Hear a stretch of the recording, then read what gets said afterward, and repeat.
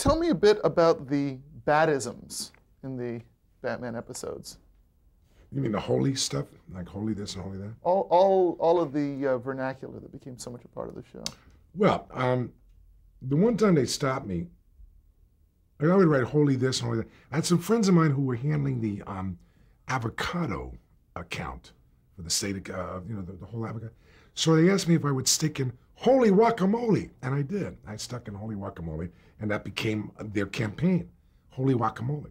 It was in a shame show where Batman found a little green stain on a steering wheel, and he said, wait, and he went like this, avocado. And Robin said, holy guacamole! And then they found out they were staying in the avocado bogs or wherever they grow avocados.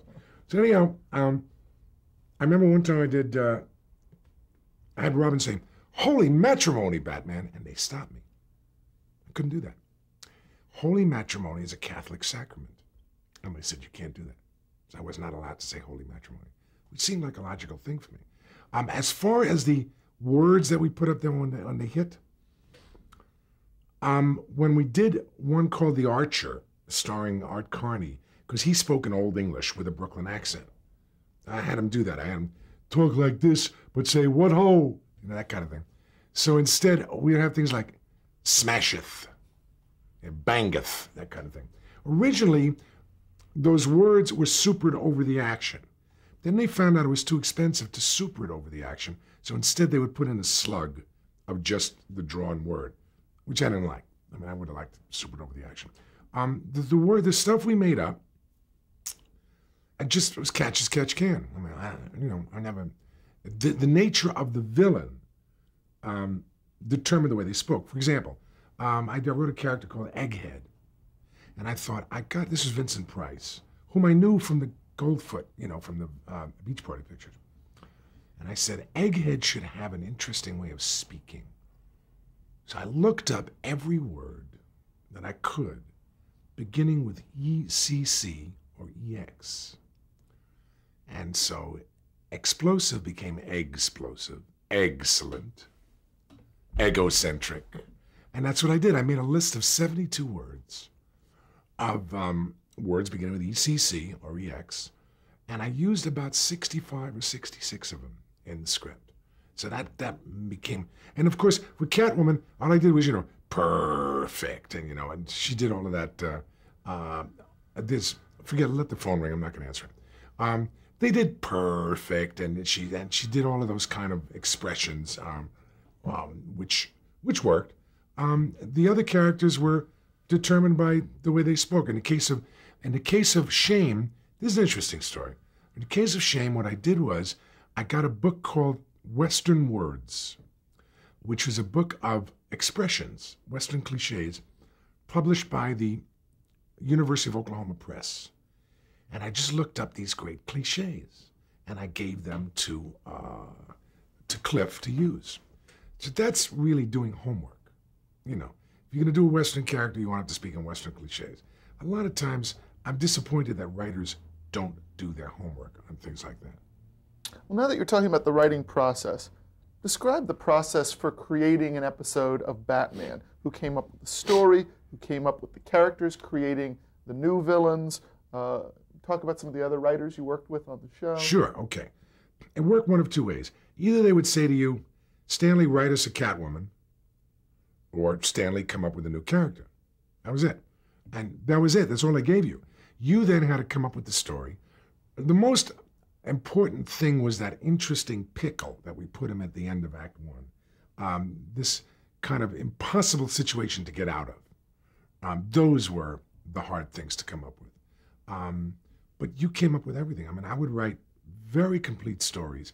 I would also overwrite the scripts. I'll give you an example. I remember handing in one first draft script that was about 70 pages. And Howie Horowitz said, it's too long. It should be 62 pages. I said, Howie, it's not too long. It's just filled with inside jokes for the actors. And it had jokes in there for the actors, like Batman hits Joker and he goes down faster than a starlet in a producer's office. Jokes like that just for the actors, right? And so he said, that made it too long. And I said, look, Howie, I will cut out all of this description but I'm not going to cut out a word of dialogue or a word of real description, I mean, real action. Sure enough, I cut 8 pages out of it, but it was the same length script. So I wrote the scripts prosily. The reason why I think I kept getting more assignments than anyone else, and I think I had more than twice as many assignments as anyone else, is that I wrote the scripts to be read for fun. So I didn't censor myself as far as the jokes I wrote for the actors. And that's how that worked out. Now, who were some of the other writers that were writing Batmans? There were multiple writers only were Lorenzo, who did about 5 or 6, a guy named Stanford Sherman, who has since disappeared, I don't know where he is, Charlie Hoffman, who was the story editor on the show, and Charlie wrote about 8 or 10. That's about it. I don't know if anybody else did any multiples. I think everybody else was like, individual. Now, the Catwoman episodes were pretty much your domain. I think every one of them. Yeah. Talk a little bit about what you put into the character, and also talk a bit about Julie Newmar as Catwoman.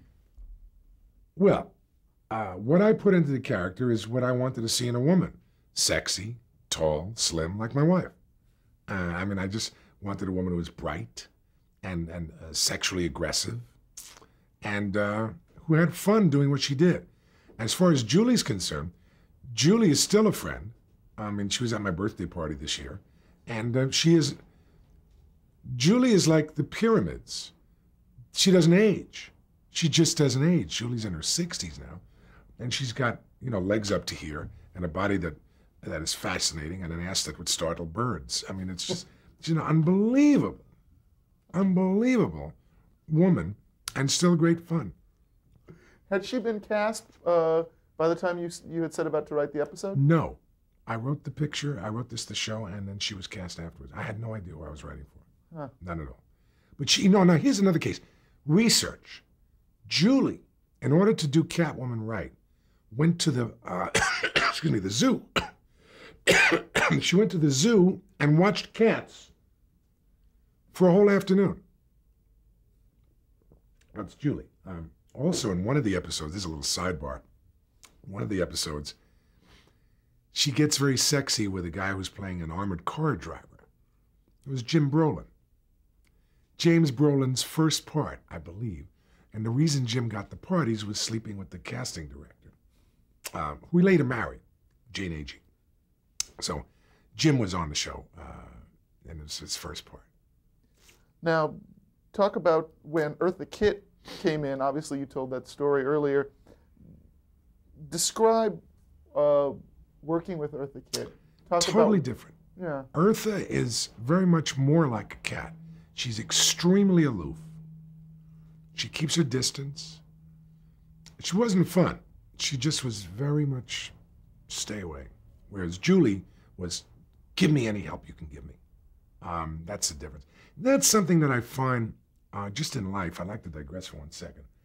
A lot of times writers, especially playwrights, they don't want their work touched. Nobody's supposed to do anything. Well, in the Dramatists Guild, your contract states nobody can do anything. A director can't change a word. An actor can't change it unless you give your approval.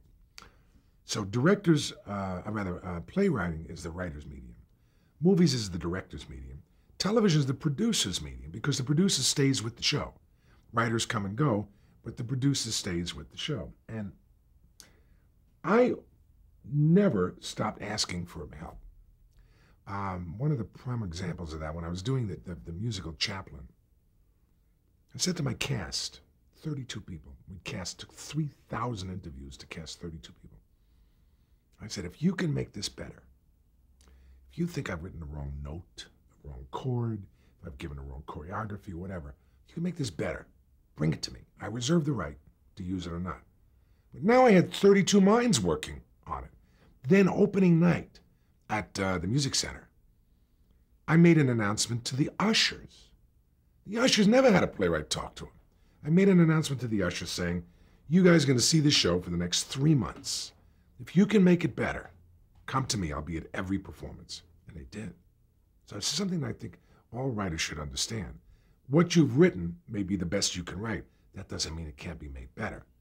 Sometimes an actor will really, I'll tell you a story later about David Grohl trying to change words of mine for no reason. See, sometimes actors will try to push the writer around and change the words as if to say, I'm the actor, I'm the star. Oh, the best. Can I tell you a quick story about James Daly? You know James Daly, Tyne Daly's father? Okay. Starred in a show called The Doctors. He was a big-time actor. Neela and I were in Rome. I was writing a movie in Rome, and we were at a place called Dave's Dive, which is a British pub in the middle of Rome. And I was the dart champion of Dave's Dive. I won a lot of money there. And all of the British actors, Vic Morrow told me about it, and all of Stanley Baker and all these famous guys are coming in. And so Neela has come over to spend some time with me. And James Daly's sitting there drunk out of his mind. And he says, Stanley, he says, you know, I know you're the dart champion here, but I know you're in show business. What exactly do you do? I said, I'm a writer. Oh, good. We need writers, you know. Without writers, we can't do anything. Of course, we change everything. You know, the minute we get the script, we change everything. I remember one time when, and Neela says, quick, Stanley, write something for him. And he says, touche. But a lot of times, you know, there are actors, though, who are writers, who are really good. I mean, when I was writing for All in the Family, Carol O'Connor, I met him as a writer. I knew him as a playwright in New York. So he was a writer also. Carol O'Connor is a writer. And there are some actors who are fine writers. Tom Hanks knew him picture. Did you see That Thing You Do? I thought he did a great job on it. I lived that era. I was part of that rock and roll era. I was a singer, and I don't know how Tom Hanks knew about that because he was too young, but he did a good job on it. So this is not to say that all writers should be, all actors should be dismissed as writers. No. So bringing back, though, to your original point, is that Julie Newmar you felt was very collaborative. Totally. Where Eartha Kitt you felt was not. She just was like that. Now, why was Julie Newmar replaced? Because she had a job. She got a job. Right. McKenna's Gold. My picture with Carl Foreman. And so she went off and did the picture. I mean, it was big money, you know. Wait a minute. Let me tell you something. They replaced a lot of people. There were 3 Mr. Freezes. Did you know that? Yes. Otto Preminger, whom I did a movie with later. George Sanders, who was married to, at one point, to Zsa Zsa, who wasn't. And Eli Wallach. The 3 of them were Mr. Freeze. And now with Arnold Schwarzenegger, you got 4. So they figured that the audience didn't care. I think they were wrong. I really think they should have held off and stuck with the original people. Sinatra wanted to be the Joker. I don't know if you know that. He really wanted to be the Joker. And just at the time, who the hell? Sinatra wanted to play the part of the Joker. He confessed that to me. I was making a movie with Sinatra called Tony Rome. And the only way I got permission to go do the movie was I had to tell the producer I would write a Batman episode while I was in Florida making the movie Tony Rome. So I rented a typewriter, and during the day I was acting, and at night I was writing this episode. And so the next morning Sinatra says to me, "You're a writer, aren't you?" I said, "How'd you find out?" I said, "I didn't tell him." He says, "Because I heard your typewriter going, and we are on the same floor at the Fontainebleau." He said, "I heard your typewriter. And so I found out you're right. What are you writing?" I said, "Batman." "Oh, I love Batman. So I wanted to be the Joker," and so on, so on, so on. Then he and I did a fight scene. If you ever see the movie Tony Rome, you'll see he clips me, and he broke my nose. And he said, "Cut." And director Gordon Douglas said, "Wait a minute, I say cut." And he said, "No, I think I hurt the kid. I think I heard a crunch. Get Stanley a drink." "I don't drink, Frank." "Get him a Coke." I don't need a Coke, Frank. I'm fine." "No, I think I hurt your kid." I said, "Frank, it takes a lot more than a left hook from a 160-pound Italian to hurt me." He dives at me. Now, the floors are padded where we shoot. He dives at me. We go down on the ground. We're rolling on the ground. We're tickling each other. Gordon Douglas says, "Roll him." The 2 cameras go on. And if you watch the picture, you'll see us on the phone. We're laughing. So Sinatra and I became very friendly after that.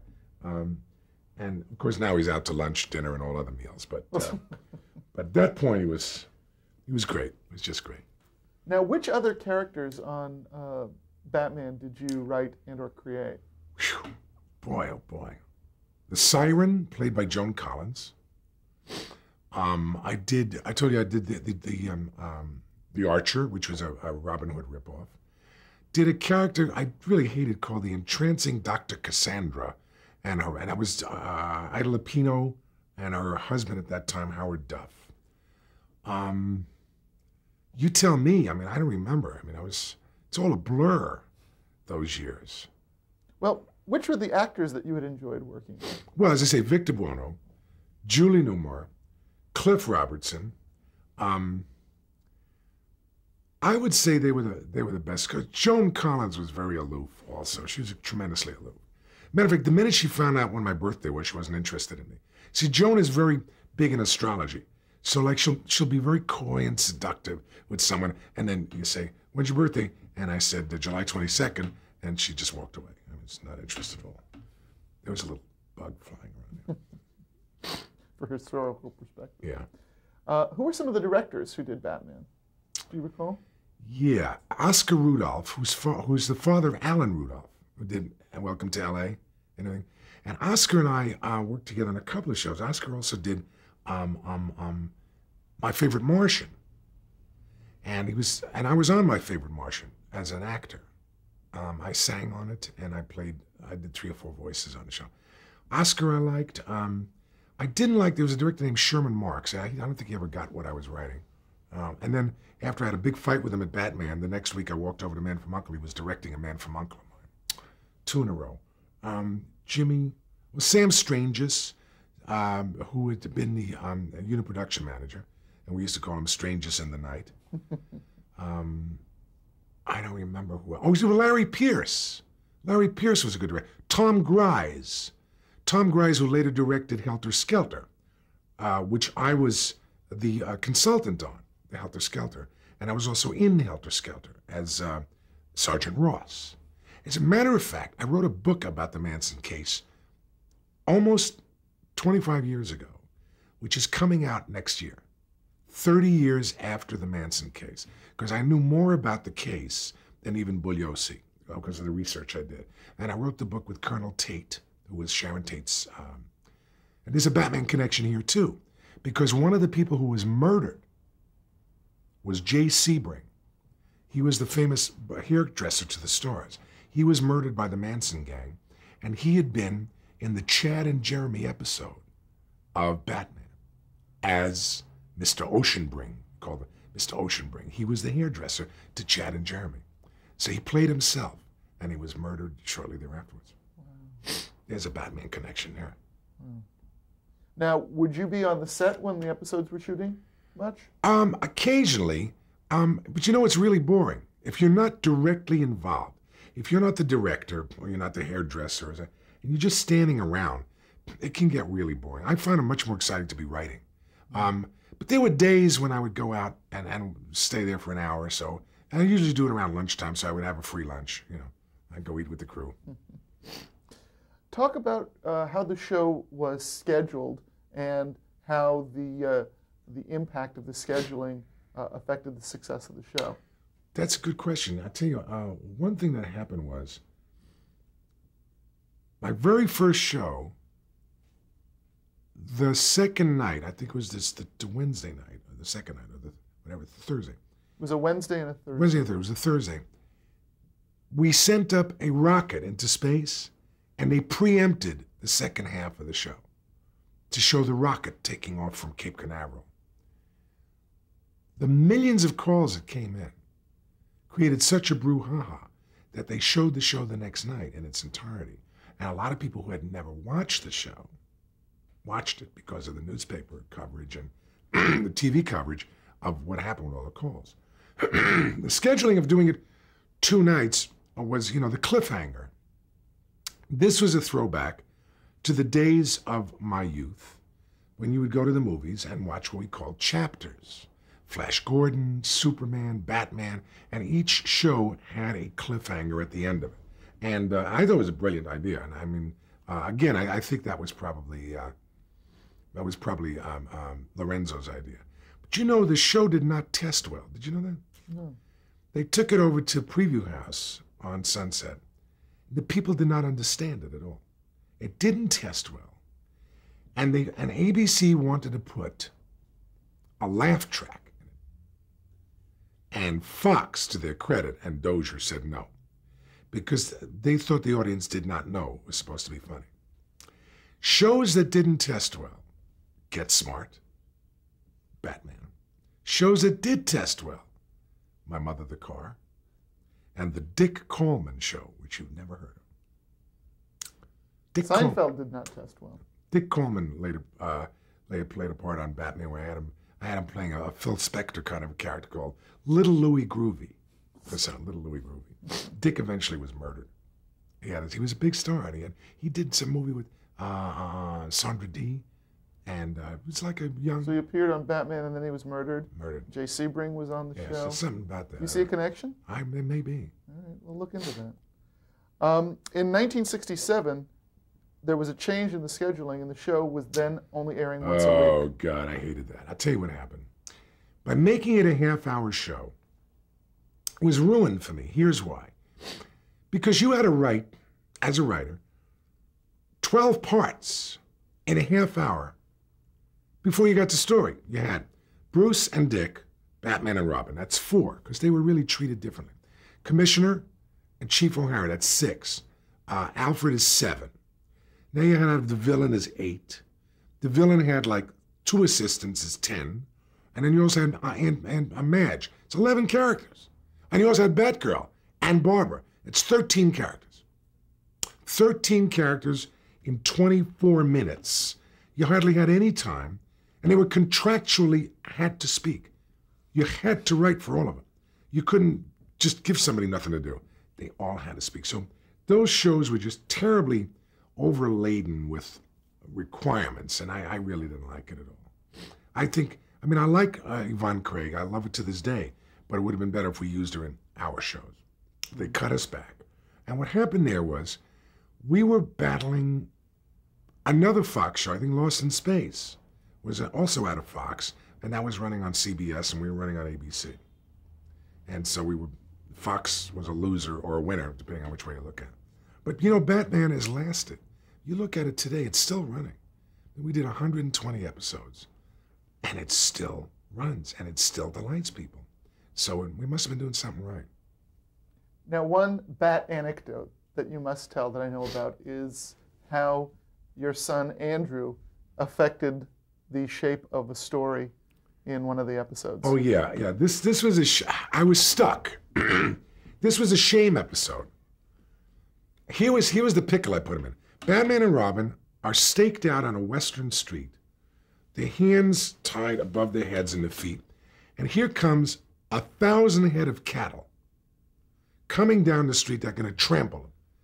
And so the producer said, "Boy, that's great. How do you get them out of it?" I said, "I haven't a clue." So now Andy at that point was about 9, and I said to him, "Okay, Andy, here's the problem." And I tell him the problem, because I figured a kid's mind might maybe get to it better. And he said, "Oh, yeah, Dad, that's easy." And he gave me the solution. I bought him a bike for it. Here was the solution. He said, "Here's what you got to do. The sound of the steers rumbling underground should at least be able to free Batman's hands." Okay. He said, "Okay, well, get him to his feet." I said, "Yeah." He said, "Have him pull off his cape and say, 'Ole!' and have the cows all go right past him like a bullfighter. 'Ole, Toro!'" Worked for me. And so that was, he got a bike for that. I think you got the better of the deal. Now, during this time... Excuse me. You go on. During this time, you also wrote an episode of That Girl? Yeah. And an interesting thing about That Girl.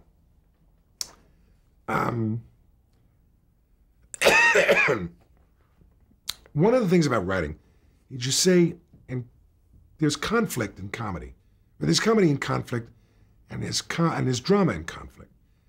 This particular show was way ahead of its time, because what I wrote was, Ted Bessel, may he rest in peace, played the part of a freelance journalist.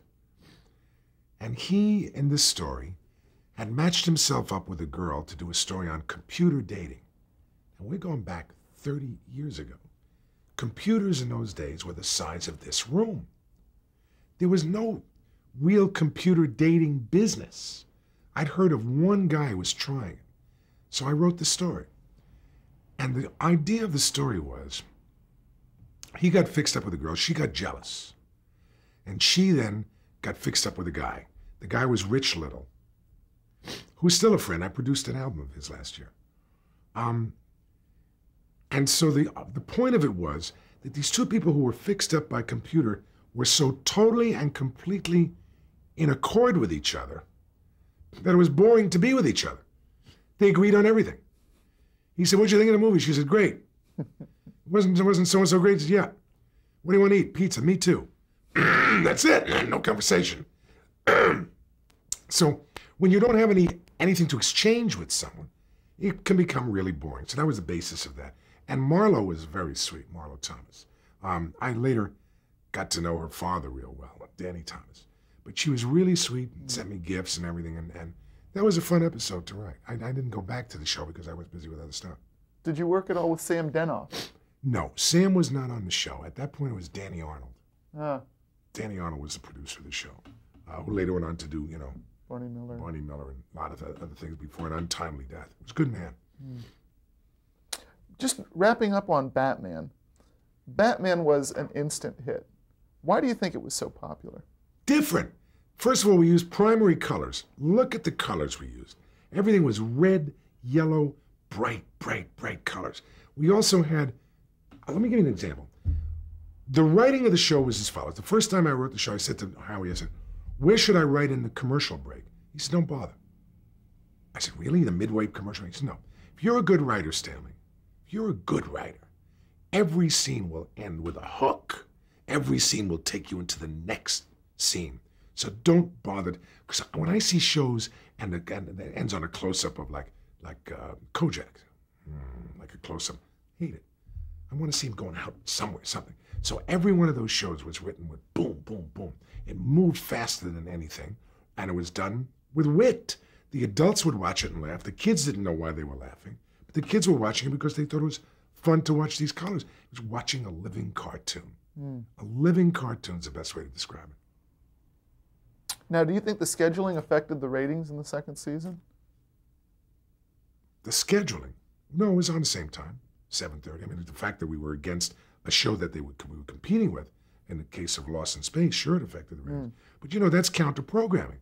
I had a show on the air once, and Freddie Silverman counter-programmed Charlie's Angels against me. Killed me. Charlie's Angels was a hit, and that was a new show. All right, should we change tape?